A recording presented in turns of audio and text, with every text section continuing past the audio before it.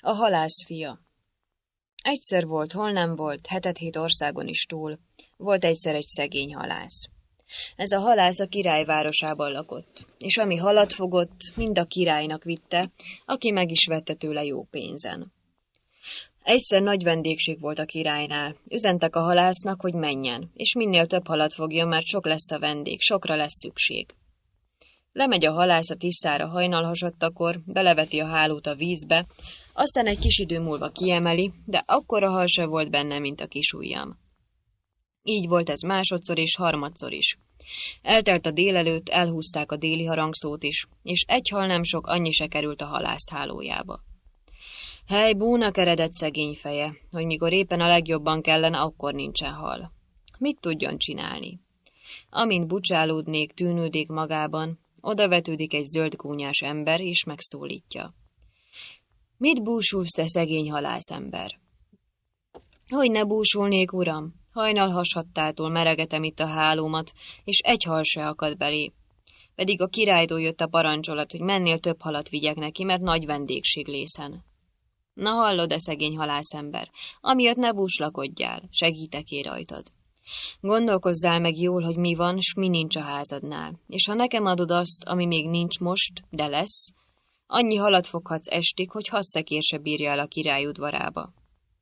A szegény halász gondolt ide, gondolt oda, vajon mi lehet, ami nincs a háznál, de lesz, és nem jutott az eszébe semmi különös. Isten neki kezet adott a zöld gúnyás embernek. Ó, ez még nem elég, mondta a zöld gúnyás ember. Eresz vért a karodból, és a véreddel adj írást nekem. Mit volt, mit nem tenni, a szegény halász a bicskájával vért eresztett a karjából, a zöld gúnyás ember meg papírost és pennát húzott elő a zsebéből. Megcsinálta az írást, a halásszal aláíratta, azzal szépen tovább sétált. Beleereszti a halász a hálóját a Tiszába, s hát egyszeribe érzi, hogy csak úgy nyüzsögnek benne a halak. Majd megszakadt belé, mikor az első fogást kiemelte. Aztán egyebet se csinált, csak eresztette le a hálót, meg emelte ki, és mire feljött az esthajnali csillag, annyi halat fogott, hogy 6 szekéren se tudták elvinni. Még hozattak 6 szekeret, úgy vitték a tenger sok halat a király udvarába. Na, fizettek is annyi pénzt a 12 szekér halért, hogy holti úrimód élhetett belőle. Hanem mikor hazament a sok pénzzel, a nagy öröme egyszeriben nagy búbánatra változott. Amíg ő halászni volt, az alatt feleségének egy szép fiú gyermeke született. Hely, teremtőm, sóhajtott egy nagyot a szegény halász. Most már tudom, hogy kire gondolt az a zöld ruhás ember, és azt is tudom, hogy az a zöld ruhás ember az ördög volt, semmi más. Búsult a szegény halász, majd felvetette a nagy búbánat, de a feleségének nem mert szólni, csak mindig magában búslakodott, és különösen amikor nagy legényé cseperedett a fia, szavát se igen lehetett hallani. Egyszer meg is kérdezte a fiú. Édesapám, mi az oka, hogy mindig kesereg, szomorkodik magában? Talán bizony nem adott el az ördögnek. Hely, fiam, eltaláltad, mert bizony szánom-bánom bűnömet eladtalak az ördögnek, amikor még a világon se voltál, és majd megszakad a szívem, ha arra gondolok, hogy egyszer csak ugyan eljön az ördög és elvisz téged. Hiszen éppen jókor beszélt, mert abban a szempillantásban beállított a zöld ruhás ember, köszönt a halásznak nagy hegykén. Adj Isten, szegény halászember, eljöttem a fiadért. Sírt a szegény halász, de még jobban a felesége. Összecsődült az egész falu. Sírt minden lélek, csak a legény nem. Azt mondja a legény. Ne sírjanak, lelkem szüleim, amint van, úgy van. Ha menni kell, hát megyek, majd visszakerülök még. Hát akkor csak készülj, mondta az ördög. Ne félj, jó dolgod lesz nálam. El is indulnak egyszeribe, az ördög felkapta a nyaka közé a legényt, elvágtatott vele, mint a gondolat, és egyszerre csak hopp, megállott a tengerpartján. Ott beleültek egy csónakba, de még a tengernek a közepére sem értek, lankadni kezdett az ördög karja. Egyszerre csak kiesett a lapát a kezéből, elterült a csónakban, még szuszogni is alig tudott. Na, ha már így van, legyen, gondolta a legény, én bizony nem evezek. Hát ez így éppen jó volt, a csónakot hányta vetette erre-arra a tengerhabja. Egyszerre csak beleütközött egy rengeteg nagy sziklába. Akkor a legény gyorsan kiugrott a csónakból, és elrúgta, vigye csak az ördögöt. Alig, hogy kiszáll a legény a csónakból, hogy felmászik a szikla tetejére, abban a pillanatban egy kicsi lyukon vakító világosság árad ki a sziklagyomrából. Gondolkozik a legény, vajon mi lehet ott. Megy a lyukhoz, szeretett volna benézni, de a nagy világosságtól nem tudott. Oda tartja a fülét, s hát valaki kiabál ki. Gyere, gyere, ha van lelked, és szabadíts ki innét. Bekiált a legény. Én kiszabadítalak jó szívvel, csak mondd meg, hogy mit csináljak. Ott van előtted egy szikla, taszítsd félre. Nézi a legény, hát csak ugyanott egy nagy darab szikla. Megfogja, elhengergeti, de abban a pillanatban szinte hanyatt esett, mert egy förtelmes varangyos béka ugrott eléje. Úgy megijedt és iszonyodott a legény, hogy a szava is megfogott. De még egy szempillantás sem telt bele, mert megrázkódik a förtelmes varangyos béka, és olyan gyönyörűséges szép lánnyá változott, hogy a napra lehetett nézni, de arra nem. Na ez még semmi. Amint a béka lánnyá változott, abban a pillanatban abból a rengeteg sziklából olyan ragyogó gyémánt vár lett, de olyan, hogy a legény majd megvakult a szertelen ragyogástól, és kerekedett a palota köré rengeteg nagy kert, abban a kertben csupa arany és gyémántfák. Tündér Ilona kertje sem lehetett szebb ennél. Megszólalt most a lány, és azt mondta a legénynek. Hallod-e, te legény, tudd meg, hogy én királykisasszony voltam, de egy ördöngős asszony békábbá varázsolt. Palotámból, kertemből sziklát csinált, és ha te ide nem jössz, varangyos béka maradok egész életemre. Itt a kezem, feleséged leszek. Maradj itt, légy az én uram. Bezzeg a legény egy szóval sem mondta, hogy nem leszek én az urad, egyszeriben nagy lakodalmat csaptak, és éltek sokáig nagy erős boldogságban. Hanem úgy 2-3 esztendő múlva a legény elkezdett szomorkodni, nem találta helyét a gyémánt palotában. Kérdezte a felesége. Mi bajod, lelkem, uram? Hely, feleség, nagy az én bajom. Szeretném meglátni az én öreg szüleimet, és azt se tudom, merre induljak innét, hogy feltaláljam őket. Mondta az asszony. Hallod-e? Ne menj haza, mert ha hazamégy, elvesztesz engem, és talán meg se találsz többet ebben az életben.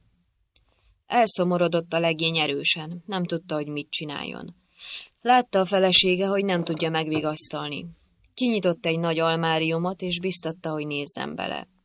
Annak az almáriumnak a belseje tiszta tükör volt. Belenéz a legény, és hát lássatok csodát, látja a tükörben az édesapját és az édesanyját, de olyan messzire voltak tőle, hogyha 77 esztendeig mindig bent volna a lábán, akkor se ért volna hozzájuk.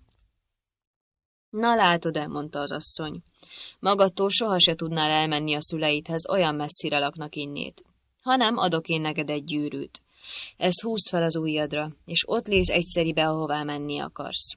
Ha pedig szükséged lenne rám, csak szorítsd meg a gyűrűt, és én is ott leszek egyszeribe. Tudom, hogy ha hazaérsz, a király mindjárt meghallja hírét, és kérdezi, hogy van-e feleséged.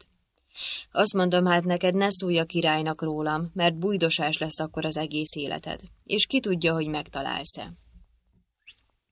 Ígéri, fogadja a legény, hogy úgy lesz minden, ahogy a felesége kívánja.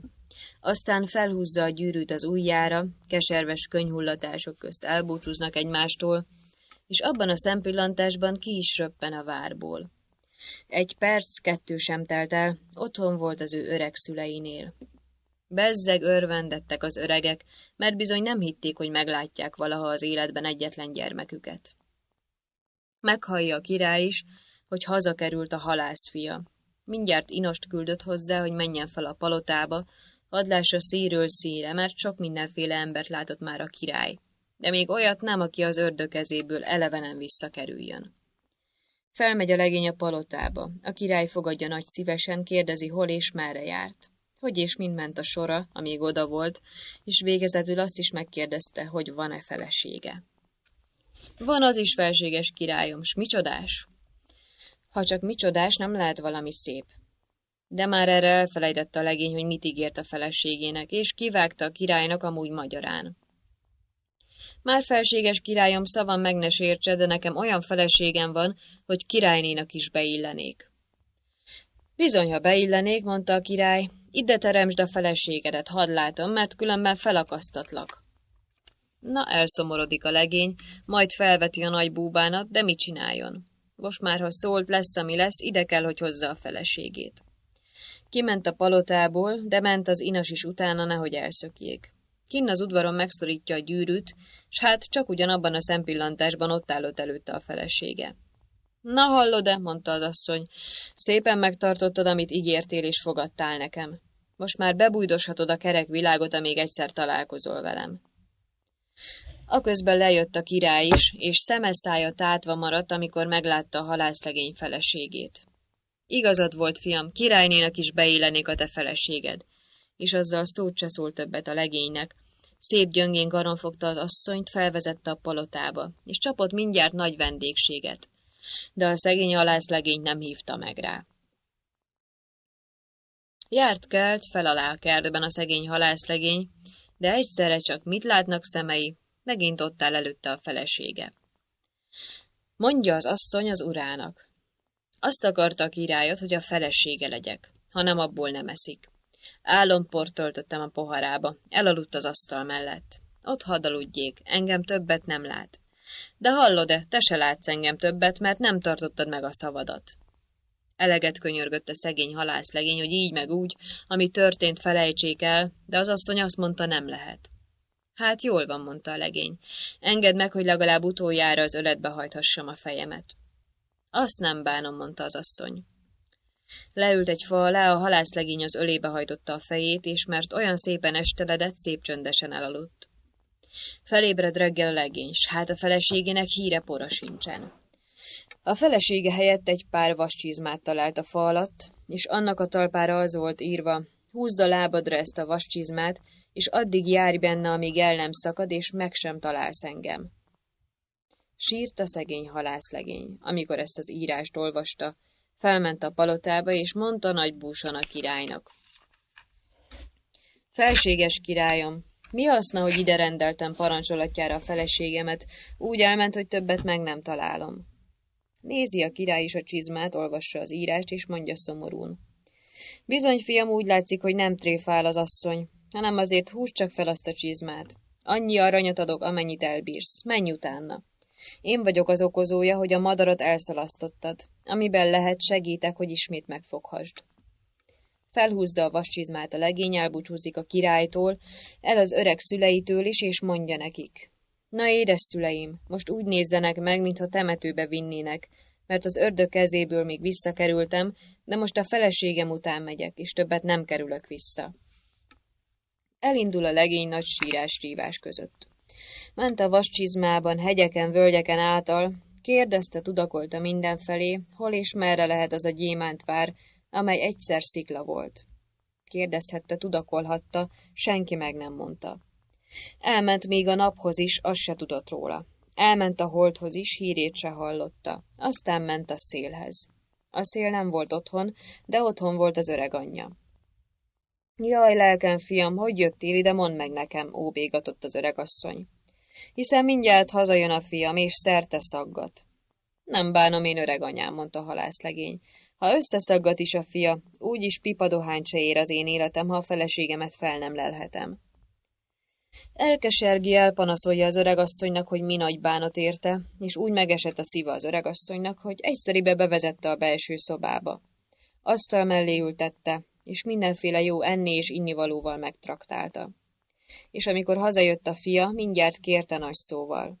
Lelkem, fiam, édes fiam, ne bántsd ezt a szegény halászlegényt. Inkább segíj rajta, és mondd meg neki, hogy merre van a gyémántvár, amely egyszer kőszikla volt. Azt mondja a szél. Ismerem én azt a palotát. Voltam én már ott több rendben, holnap is oda megyek tüzet fújni, mert tudd meg, te szegény halászlegény, hogy holnap nagy vendégség lesz ott, férhez megy a feleséged. Elszontyolodott a szegény halászlegény. Hogy tudjon ő oda menni? Azt mondja a szél. Velem jöhetnél, ha győznéd a futást. Ne csúfolódj velem, mondta a halászlegény. Hogy győzném én a futást veled? Nem volt maradása, kiment a szélházából. Bodorgott a kertben felé és alá mindenfelé. Hiába szólítgatta az öregasszony, hogy menjen be és aludjék, nem ment be a házba.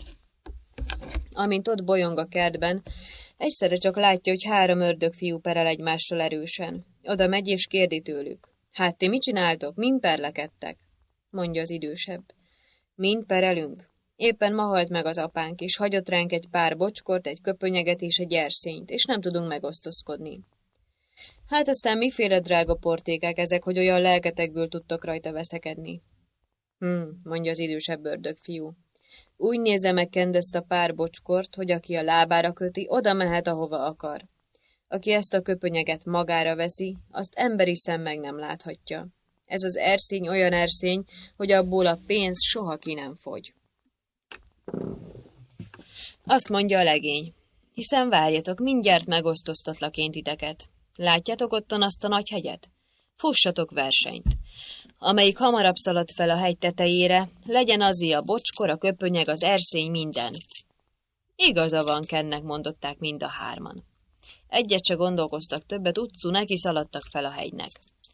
Hanem amire felszaladtak, meg visszatértek, az alatt a halászlegény felkötötte a bocskort, magára vette a köpönyeget, és kérdezte az ördögöket, mikor visszakerültek. Láttok-e engem? Ki akarta próbálni, hogy csak ugyanolyan köpönyege, mint mondják. Feleltek az ördögök. Dehogy látunk. Bizony, ha nem láttok, akkor neztek itt az erszényetek, Isten megáldjon. És azzal hopp, felszállott a magas levegő égbe. Ott azt gondolta, hogy vigye őt a bocskor a Gyémántvárba, és mire a szél ébredezni kezdett, ő már ott is volt. Hanem a köpönyeget nem vetette le magáról. Ott jártkelt a palotában, a kertben, de nem látta senki. Megvárta, amíg a szél megérkezik, hadd fújjon tüzet a nagy vendégséghez. Aztán, mikor a vendégek összegyűltek, asztalhoz ültek, szépen bement az ebédlőszobába, ami ételital volt az asztalon, mind leszedte, elvitte egy külön szobába, odahívta a szelet is, és ketten mindent megettek és megittak. A vendégek csak bámultak, hogy mi történt, de hiába járták be a palota minden zegét, zugát, nem találtak senkit, mert a halászlegény nem vetette le a köpönyegét. Éppen akkor bekukkint egy szobalány, és amint meglátja a halászlegényt, összecsapja a kezét, szalad az asszonyához, és mondja nagy lelkendezve. Ja, lelkem asszonyom, itt az első ura. Fut az asszony a szobalány után, de mire a szobába értek, a legény magára húzta a köpönyeget, nem láttak senkit, semmit. Megharagszik az asszony, jól pofon üti a szobalányt, hogy a szeme csak úgy szikrázott bele. Hallod-e, engem ne bolondíts! Azzal visszament a vendégségbe. De alig ült le az asztal mellé, szaladt a másik szobalány is, aki szintén bekukkintott a halászlegény szobájába, és jelentette az asszonynak suttogva. Jöjjön, lelkem asszonyom, mert itt az első ura. Másodszor is kiment az asszony, de éppen úgy járt, mint először, mikor odaért, a legény magára húzta a köpönyeget, és nem látott senkit, semmit. Jól pofon verte a második szobalányt is, de még vissza sem mehetett a vendégek közé, szaladt utána a harmadik szobalány. Hamar, lelkem asszonyom, mert csak ugyanitt van az első ura. Na, a harmadikat előre pofon vágta, hanem azért mégiscsak megfordult és benézett a szobába. S hát, csak ugyanott volt az ura. A szegény asszony örült is, búsult is, nem tudta, hogy mit csináljon. Elmondja az urának, hogy mi történt. Gondol ide, gondol oda, ő bizony visszamegy a vendégek közé, és azt mondja. Hallgassatok csak ide. Van nekem egy almáriumom, annak a régi kulcsát elvesztettem, és újat csináltattam helyette. Most meg visszakerült a régi kulcs.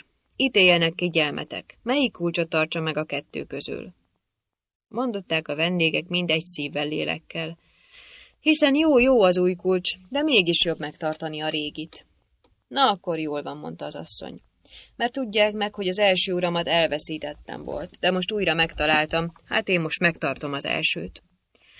Azzal kiment az első uráért, bevezette a vendégek közé, azoknak erősen megtetszett a derék halászlegény. Egyszerébe kikiáltották királynak, és csaptak olyan vendégséget, hogy 7 országra híre ment. Még ma is élnek, ha meg nem halt.